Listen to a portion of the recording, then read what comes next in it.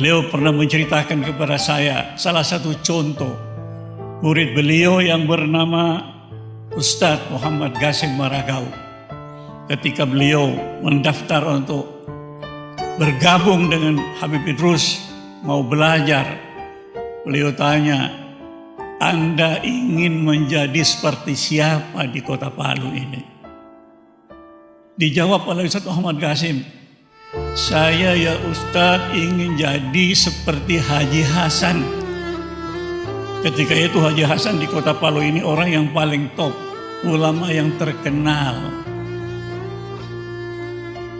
Habib terus bilang, "Ya bismillah, ini kitab, baca, belajar, harus giat." Belajar. Setelah 2 tahun kemudian beliau tanya lagi, "Ya Muhammad Qasim, waktu Anda ketemu dengan saya mau belajar, saya tanya kepada Anda ingin jadi seperti siapa? Anda jawab seperti Nur Hasan, seperti Haji Hasan. Bagaimana sekarang?" "Oh tidak ya Ustadz, saya tidak mau jadi semacam Haji Hasan." Ini karena beliau sudah merasa dirinya punya ilmu, sudah bisa berbahasa Arab dengan bagus, bisa khutbah, bisa ceramah. Sehingga dia katakan, "Tidak, saya tidak mau jadi semacam dia." Akhirnya Ustadz Muhammad Qasim setelah selesai dibina oleh guru tua, dia ditempatkan untuk mengajar di beberapa tempat. Kemudian sampai akhirnya dia menjadi kepala kantor Kakanwil Departemen Agama di Sulawesi Tengah. Kemudian dipindahkan ke Sulawesi Selatan.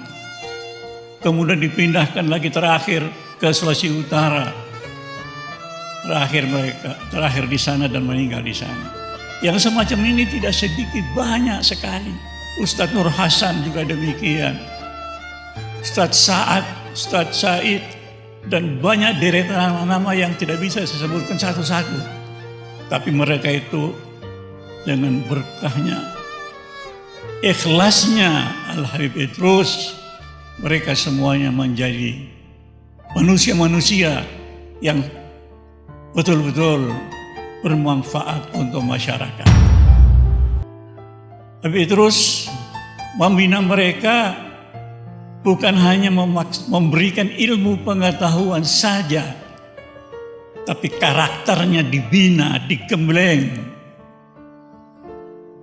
diisi untuk menjadi orang-orang yang berakhlak, berbudi pekerti luhur. Ilmu ditambah dengan akhlak, itu baru sempurna. Inilah Habib Idrus, bukan sekedar seorang guru, tetapi dia seorang pendidik.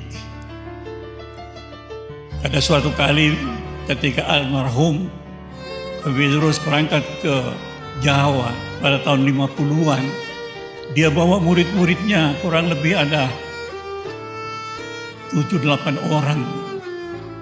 Antara lain yang dari Palu, saya masih ingat namanya Abdullah Sekopang. Yang dari Banggai, Ustadz Ibrahim. Yang dari Morowali, Ustadz Hadi. Yang dari Pantai Timur, Ustadz Basam namanya. Dan banyak lain-lain lagi. Di sana beliau bersama mereka ini kurang lebih hampir 2 tahun. Sehingga beberapa orang muridnya diminta untuk mengajar di Pekalongan, di Madrasah Salafiyah. Pada suatu hari, beliau bawa muridnya ini ke Jakarta untuk menghadiri maulid yang terbesar di Jakarta, di Kuitang, di tempatnya Habib Ali Al-Habsyi. Ketika mereka sampai di sana, Habib Ali Al-Habsyi sambut guru tua dengan sambutan yang sangat meriah sekali. Mereka berdua berjalan, diiringi dengan rebana. Masuk, murid-muridnya juga masuk. Tapi murid-muridnya masuk ke pintu yang lain, guru tua lewat pintu yang lain. Karena murid-muridnya waktu itu semuanya pakai kopiah hitam. Di zaman itu tidak ada orang pakai kopiah putih kalau belum naik haji. Tradisi waktu itu demikian, malu orang pakai kopiah putih. Jadi pakai peci hitam. Panitia sudah mengatur yang pakai kopiah hitam lewat pintu sini, kopiah putih lewat pintu sini. Ringkas cerita, ketika selesai acara maulid, guru tua ingin menampilkan salah satu dari murid yang dia bawa, yang namanya Ustadz almarhum Hasbullah Arsyad. Guru tua kasih sama panitia, panggil murid saya yang namanya Hasbullah. Panitia langsung memanggil siapa yang merasa muridnya Habib Idrus namanya Hasbullah Arsyad supaya segera tampil ke depan. Lalu tampillah Ustadz Hasbullah Arsyad. Duduk di depan sadril majlis, di depan para ulama, para habaib.